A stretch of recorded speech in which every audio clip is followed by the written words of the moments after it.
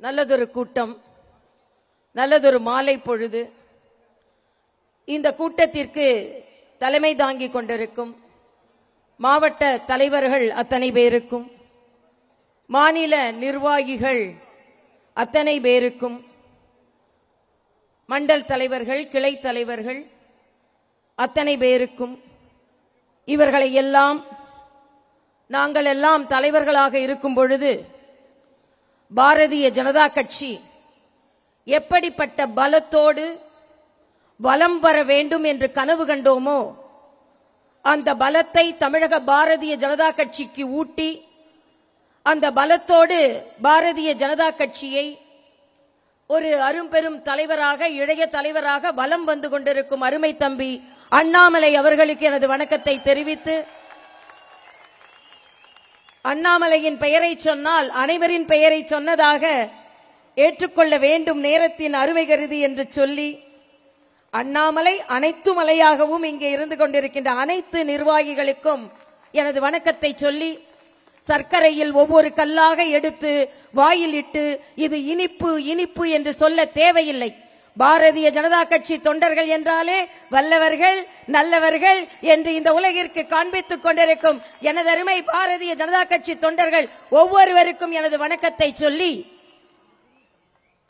2026 எதை நோக்கி சென்று கொண்டிருக்கிறது என்பதற்கு இங்கே இந்த YMCA மைதானத்தில் நடந்து கொண்டிருக்கும் இந்த கூட்டம் ஒரு சாட்சி. தானாக வந்த தொண்டர்கள், ஆர்ப்பரித்த தொண்டர்கள், எதையும் எதிர்பார்க்காத தொண்டர்கள் இங்கே வந்து கூடியிருக்கிறார்கள் என்றால் வருங்காலம் பாரதிய ஜனதா கட்சியின் காலம் என்பதை இங்கே ஆரம்ப புள்ளியாக வலியுறுத்திக் கொண்டிருக்கிறோம்.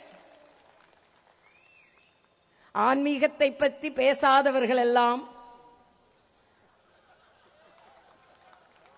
சனாதனத்தை எதிர்த்தவர்கள் எல்லாம் இன்று முருகனுக்கு மாநாடு நடத்த வேண்டி இருக்கிறது என்றால் இதுதான் பாரதிய ஜனதா கட்சி பெற்றிருக்கின்ற முதல் வெற்றி என்று என்னால் சொல்ல இயலும். பெரியார் பெரியார் என்று சொல்லிக் கொண்டிருந்தவர்கள் முருகா முருகா முருகா என்று சொல்ல வைத்திருக்கிறது தமிழகம். இது தமிழக மக்களுக்கு கிடைத்திருக்கின்ற வெற்றி. முதலமைச்சர் சொல்கிறார், நான் கூட நேற்று சொன்னேன், ஏன் நேரடியாக சென்று அதை ஆரம்பித்து வைக்கவில்லை அந்த முருகன் மாநாட்டை என்று. ஆக ஓட்டுக்காக எதை வேண்டுமானாலும் செய்வார்கள் என்பதை இப்பொழுது முருகனையும் அவர்கள் சேர்த்திருக்கிறார்கள். ஆனால் முருகனுக்கு நன்றாக தெரியும் யாருக்கு ஆசீர்வாதம் கொடுக்க வேண்டும் என்று, யாருக்கு ஆசீர்வாதம் கொடுக்க கூடாது என்று. தன் மாமன் ராமனுக்கு செருப்பு மாலை போட்டதை அந்த முருகன் அவ்வளவு இலகுவாக மறந்து விட மாட்டான் என்பதை நான் இங்கே தெரிவித்துக் கொள்கிறேன். பேசுகிறார் முதலமைச்சர், இன மொழி சமூக ஜாதி பாகுபாடு இல்லையா? நான் சொல்கிறேன் முதலமைச்சர் அவர்களே, வேல் யாத்திரை ஏன் தமிழகத்தில் நடைபெற்றது? கந்த சஷ்டி கவசத்தை ஒருவன் கீழ்த்தரமாக பேசுகிறான், அப்பொழுது அவர் நடவடிக்கை எடுக்க முடியவில்லை. இன்று ஏன் முருகனை கொண்டாடுகிறீர்கள் என்றால், முருகனை கொண்டாடவில்லை என்றால் 2026 வீட்டிற்கு போக வேண்டி இருக்கும் என்பதை நீங்கள் உணர்ந்திருக்கிறீர்கள் என்பதனால்தான். ஆக மொழி இன மத ஜாதி பாகுபாடு இல்லை என்று சொல்கிறீர்கள் அல்லவா? நாளை கிருஷ்ண ஜெயந்தி. உண்மையிலேயே மொழி இன மத சமூகம் பாகுபாடு இல்லை என்றால் முதலமைச்சர் அவர்களே, காலையில் கிருஷ்ண ஜெயந்தி வாழ்த்துக்களை உங்களிடமிருந்து இந்த தமிழகம் எதிர்பார்க்கிறது. ஏனென்றால் இனிமேலும் நீங்கள் இதில் இருந்து தப்பிக்க முடியாது என்பதைத்தான் இங்கே காண்பிக்கிறது. அது மட்டுமல்ல, இன்று இந்த மேடையில் அமர்ந்திருப்பவர்கள் எல்லாம் பெருமை மிகு தலைவர்களாக நின்று கொண்டிருக்கிறோம். ஏனென்றால் நம் தலைவர் மோடி அவர்கள் சிங்கத்தின் குகைக்குள்ளே சென்று சிங்கத்தை ஆட்டி படைக்கும் ஒரு மாபெரும் சக்தியை போல போர் நிலமாம் உக்ரைனுக்கு சென்று அங்கே சென்று உலக அமைதிக்காக ஒரு தலைவன் போராடுகிறான் என்றால் அது நமது பாரத பிரதமர் மோடி என்பதில் பெருமை கொள்வோம். போருக்கு வித்திட்ட தலைவர்கள் எவ்வளவு பேர் இருக்கிறார்கள். ஆனால் அமைதிக்கு வித்திட்ட தலைவன் எங்களது மோடி என்று பெருமையாக இங்கே அமர்ந்திருக்கும் ஒவ்வொருவரும் தலை நிமிர்ந்து சொல்ல முடியும். நாங்க கலைஞர் மாதிரி சும்மா எழுதிட்டு மட்டும் போகல, உலகின் தலையெழுத்தை மாற்றிவிட்டு இன்று அமர்ந்திருக்கிறோம் என்பதை நான் இங்கே தெரிவித்துக் கொள்கிறேன். அதனால்தான் உலக அமைதிக்காக நோபல் பரிசு அடுத்த ஆண்டு கொடுக்கப்படுகிறது என்றால் அது நம் தலைவன் மோடி அவர்களுக்கு தான் கொடுக்கப்பட வேண்டும் என்பதை இந்த பாரத தேசம் மட்டுமல்ல உலகில் உள்ள ஒவ்வொரு பிரஜையும் அவர்கள் இன்று விருப்பமாக இருக்கிறார்கள். ஏனென்றால் இந்த நாட்டை வழிநடத்துவது மட்டுமல்ல, இந்த உலகத்தையே வழிநடத்துவதற்கு நம் பாரத பிரதமர் மோடி அவர்கள் இருக்க வேண்டும். இன்னொன்று, இந்த மகாராஷ்டிராவிற்கு சென்று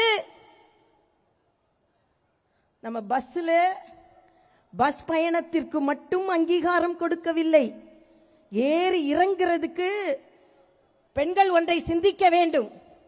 74 லட்சம் பெண்களுக்கு 7500 கோடி ரூபாயை கொடுத்து ஒவ்வொரு பெண்ணையும் லட்சாதிபதி ஆக்கிக் கொண்டிருக்கிறோம் என்றால், ஆக லட்சாதிபதியாக ஆக்குகின்ற பெண்களுக்கு அங்கீகாரம் கொடுக்கின்ற ஒரு கட்சி வேண்டுமா? இல்லைன்றா நேற்று மாலை பத்திரிகை பார்க்கிறேன், அறிவிக்கப்படாத ஒரு அறிக்கை எல்லா டாஸ்மாக் கடைக்கும் போச்சான். ஏன் இங்கே வியாபாரம் குறைக்கப்பட்டு இருக்கிறது? ஏன் வியாபாரம் குறைஞ்சிருக்குது? ஆக உடனே அது உயர்த்தப்பட வேண்டும். ஆனால் குடிப்பதற்கான நிர்ணயத்தை உயர்த்தி கொண்டிருக்கும் நீங்கள் குழந்தைகள் படிக்கும் பாட புத்தகத்தின் விலையை ஏற்றி இருக்கிறீர்களே ஸ்டாலின் அவர்களே, நீங்கள் மக்களுக்கானவர்களா மாணவர்களுக்கானவர்களா என்பதை மாணவர்கள் கேள்வி கேட்க ஆரம்பித்திருக்கிறார்கள். படிக்கும் குழந்தைகளின் புத்தகம், முதல் வகுப்பு புத்தகம் மட்டும் 390 ரூபாயிலிருந்து 500 ரூபாய் உயர்ந்திருக்கிறது. ஆக இதையெல்லாம் பார்க்கும்பொழுது இது நாட்டில், தமிழ்நாட்டில் மக்களுக்கான ஆட்சி நடைபெறவில்லை என்பதை நாம் உணர்ந்து கொண்டிருக்கிறோம். எல்லாவற்றிற்கும் மேலாக இன்று சூப்பர் ஸ்டார் ரஜினிகாந்த் ஒன்றை சொல்லி இருக்கிறார். நேற்று ஸ்டாலின் பழைய மாணவர்களை சரியாக நிர்வகித்துக் கொண்டிருக்கிறாராம். சூப்பர் ஸ்டார் மீது எங்களுக்கு எல்லாம் மரியாதை உண்டு. ஆனால் அவர் சொல்கிறார், ஸ்டாலின் பழைய மாணவர்களை நிர்வகித்துக் கொண்டிருக்கிறாங்க. மாணவர்கள் இல்லை, அவங்கெல்லாம் அண்ணன் துரைமுருகனுக்கு தெரியும், ஆசிரியர்களாக இருக்க வேண்டியவர்களை அடக்கி வைத்து அவர்கள் வாரிசு என்ற காரணத்திற்காக அடக்கி வைத்துக் கொண்டிருக்கிறார்கள். ஆக அண்ணன் துரைமுருகனுக்கு என்ன கவலைனா, ஓகே ரஜினிகாந்த் வந்து ஸ்டாலின் நம்மளெல்லாம் அடக்கி வச்சிருக்காருன்னு பேசினா பரவாயில்ல, அடுத்து தம்பி உதயநிதி வேற வந்து இப்படி பேசுவாரு, ஆக நம்மளாம் தன்மான தலைவர்களா இல்லை என்றால் தன்மானத்தை இழந்த தலைவர்களா என்று ஒவ்வொரு திராவிட முன்னேற்ற கழகத்தை சார்ந்த சகோதரரும் சிந்திக்க வேண்டிய காலகட்டம். எல்லாவற்றிற்கும் மேலாக உலகின் மகா பெரிய தலைவர் ஒருவர் இருக்கிறார், ஒரு பேர் ராகுல் காந்தி. அவர் டாக்ஸில போனாராம். எதுக்கு டாக்ஸில போனார்னா, டாக்ஸி டிரைவர்களின் பிரச்சனைகளை தெரிந்து கொள்வதற்கு டாக்ஸில போனாராம். இத்தனை ஆண்டு காலம், சுதந்திரம் அடைந்து 78 ஆண்டு காலம் கழித்து இப்பதான் டாக்ஸி டிரைவர் பிரச்சனைய அவர் தெரிந்து கொள்ள போகிறார். ஆனால் மரியாதைக்குரிய மோடி அவர்கள் நிலவிற்கு ராக்கெட் விட்டு உலக மக்களின் ஆதரவை பெற்றுக் கொண்டிருக்கிறார்கள். ஆக இன்னைக்குதான் டாக்ஸி டிரைவரோட பிரச்சனையை தெரிந்து கொள்ள வேண்டும் என்றால் நீங்கள் எந்த பிரச்சனையை என்று தெரிந்து கொள்வீர்கள்? எல்லாவற்றிற்கும் மேலாக அழகி போட்டியில எங்க இடஒதுக்கீடுன்னு கேட்கிறார். இதை விட ஒரு அறிவாற்றல் மிகுந்த தலைவரை இந்தியா பெற்றிருக்கிறது என்று எதிர்க்கட்சி தலைவர் எல்லோரும் மகிழ்ந்துதான் போயிருக்க வேண்டும். ஆக இன்று இந்த நாடு, பாரத தேசம் வலிமையானவர் கையில் இருக்கிறது. இந்த பாரத தேசத்தை பிரமாதமாக வழிநடத்தி கொண்டிருக்கிறார் நம் பாரத பிரதமர் நரேந்திர மோடி அவர்கள். அதே நேரத்தில் இங்கே திராவிட முன்னேற்ற கழகம் ஒட்டுமொத்த தமிழக மக்களுக்கும் எதிராக இருந்து கொண்டிருக்கிறது. ரேஷன் கடையில் பொருட்கள் இல்லை, எல்லா விலையும் ஏறிவிட்டது, மின் கட்டணம் ஏறிவிட்டது, பால் விலை ஏறிவிட்டது, அத்தனை பொருட்களின் விலையும் ஏறிவிட்டது. இந்த ரேஷன் கடைகளில் கிடைக்க வேண்டியது கிடைக்கவில்லை. ஆனால் கள்ளக்குறிச்சியில் குடித்தவர்களுக்கு மட்டும் 10 லட்சம் ரூபாய் கொடுக்கிறீர்களே என்று நம் தலைவர் கூட அங்கே உள்ளவர்களுக்கு செலவிற்காக கொண்டு 1 லட்சம் ரூபாய் கொடுத்தோம். அது உண்மை.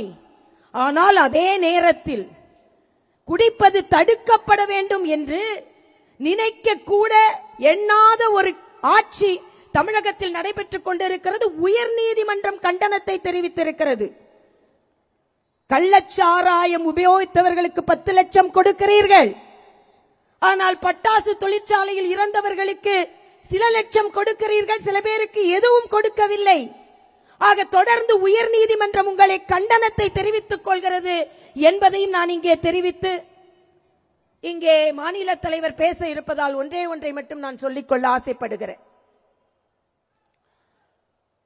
நீங்கள் சமீபத்தில் ஒரு செய்தியை பார்த்திருப்பீர்கள். தமிழிசைக்கு கொடுக்கப்பட்ட பாதுகாப்பு விலக்கப்பட்டிருக்கிறது என்ற செய்தி. எனக்கு பாதுகாப்பு தேவையில்லை, தேவைப்படுபவர்கள் தானே பாதுகாப்பு.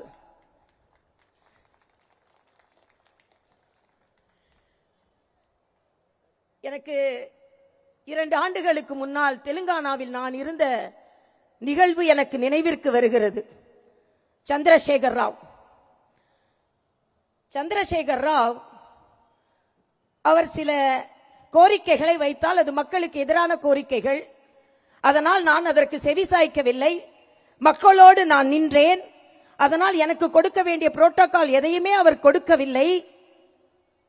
நான் உடனே சொன்னேன், நான் மக்களோடு நின்று கொண்டிருக்கிறேன்.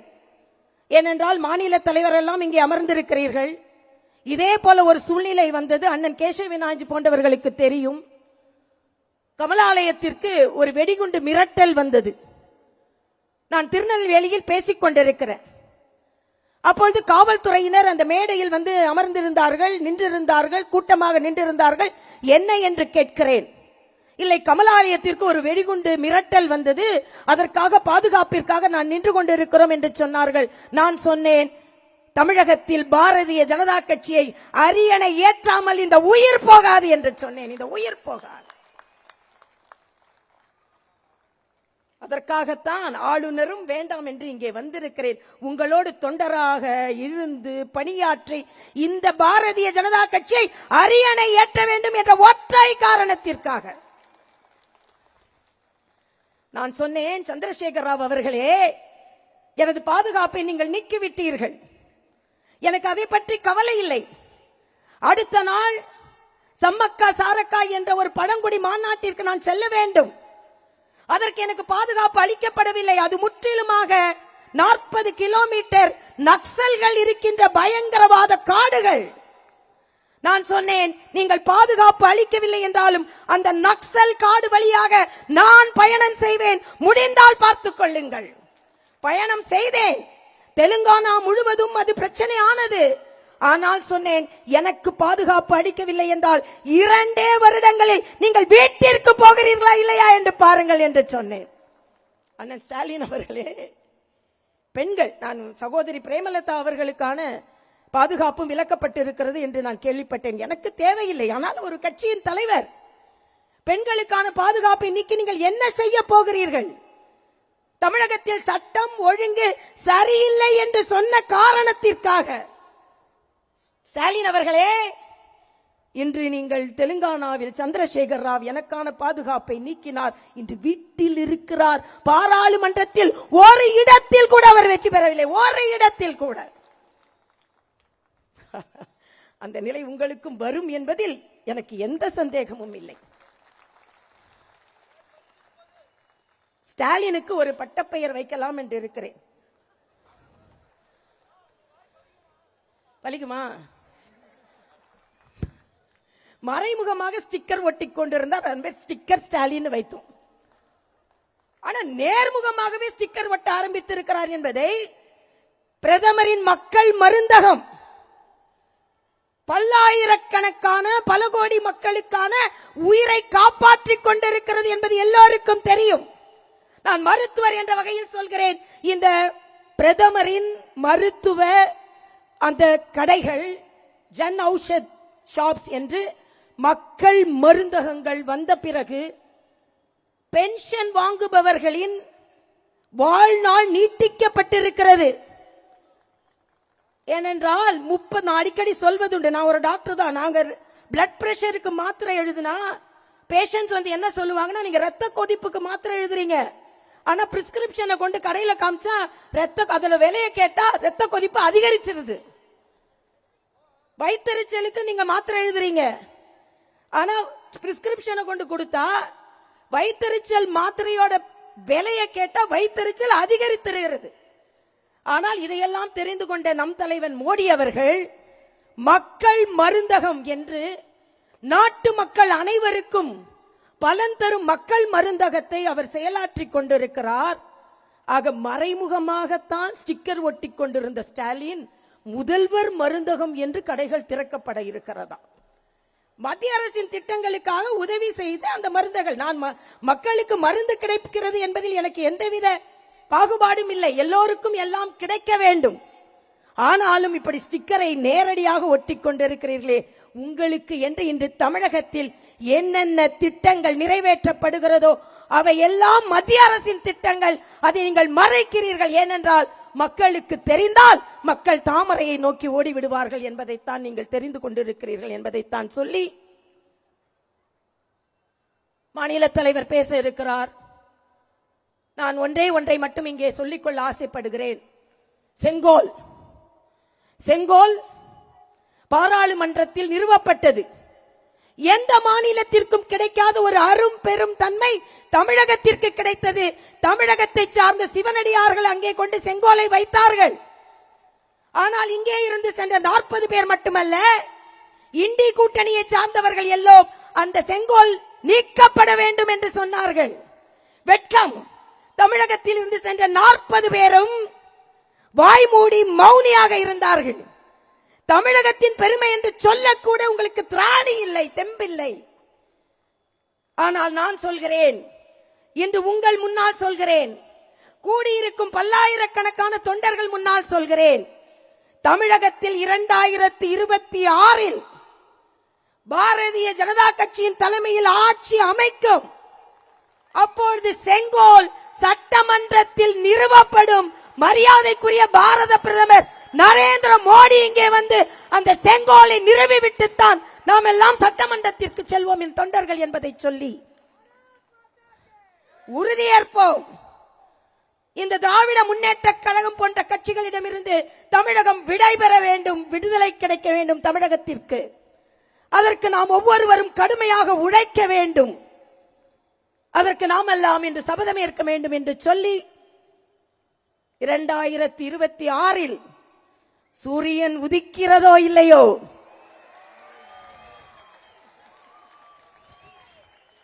கைகள் உயர்கிறதோ இல்லையோ, இலைகள் துளிர்க்கிறதோ இல்லையோ, தாமரை மலர்ந்தே தீரும், தாமரை மலர்ந்தே தீரும், தாமரை மலர்ந்தே தீரும். நன்றி, வணக்கம்.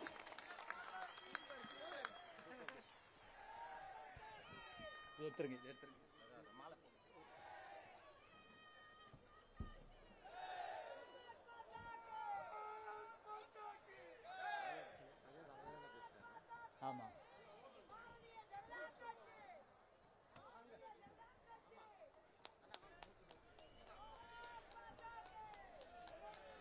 இங்க தானே பார்த்தா